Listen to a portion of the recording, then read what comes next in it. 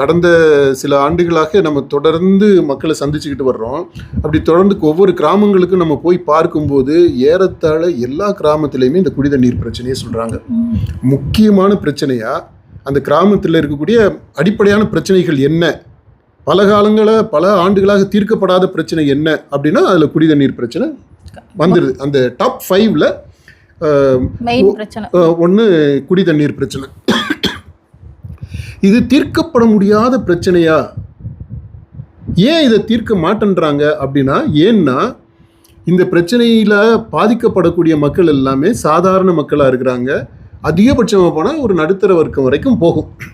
ஏன்னா இந்த விளிம்பு நிலை மக்கள், அடித்தட்டு மக்கள், பாட்டாளி மக்கள், விவசாய கூலிகள், இந்த மாதிரி மக்கள் இருக்கிறாங்க இல்லையா, இவங்க தான் ஓட்டு போடுறதுக்கே வரணும்.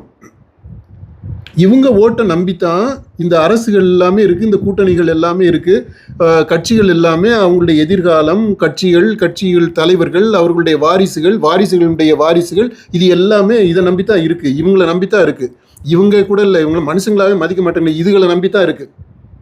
இதுக்கெல்லாம் ஓட்டு போடணும் அப்படின்னா நீங்கள் என்ன பண்ணுவீங்க, என்ன பண்ண போகிறீங்க? இது எல்லாமே தொடர்ந்து அக்ரிவேட் ஆகிக்கிட்டே வருது, அக்யூமுலேட் ஆகிக்கிட்டே வருது.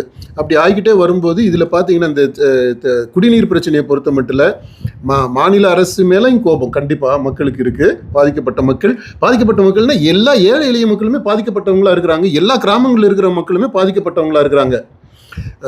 வசதியானவங்க அவங்க வீட்டில் போர் வச்சுருக்கிறாங்க, ஃபில்டர் வாங்கி வச்சுக்கிறாங்க, காசு கொடுத்து தண்ணியை வாங்கிக்கிறாங்க.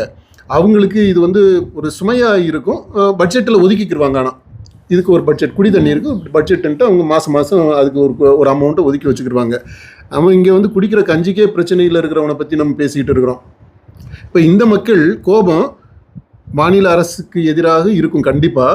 அடுத்து இந்த ஜல்ஜீவன் கில்ஜீவன் திட்டம் செயல்படவே இல்லை. அது உருப்படியாக செயல்பட்டிருந்தால் அட்லீஸ்ட் ஏதோ ஒரு மக்களுக்கு ஒரு ரிலீஃப் கிடச்சிருந்துருக்கும். இப்போ அதனால இப்போ அந்த திட்டம் இது எவ்வளோ தூரம் இந்த பாஜக அரசு நாங்கள் இந்த மாதிரி திட்டம் கொண்டு வந்துட்டோம், இந்த தண்ணியை கொண்டு வந்துட்டோம் அப்படின்னா அது மக்களுடைய வயிற்றுச்சலை தான் கொட்டிக்கிறது மாதிரி இருக்கும். ஏன்னா இந்த திட்டம் எங்கேயுமே மக்களுக்கு திருப்தியாக இருக்கக்கூடிய விதத்தில் செயல்படுத்தப்படலை இன்னும்.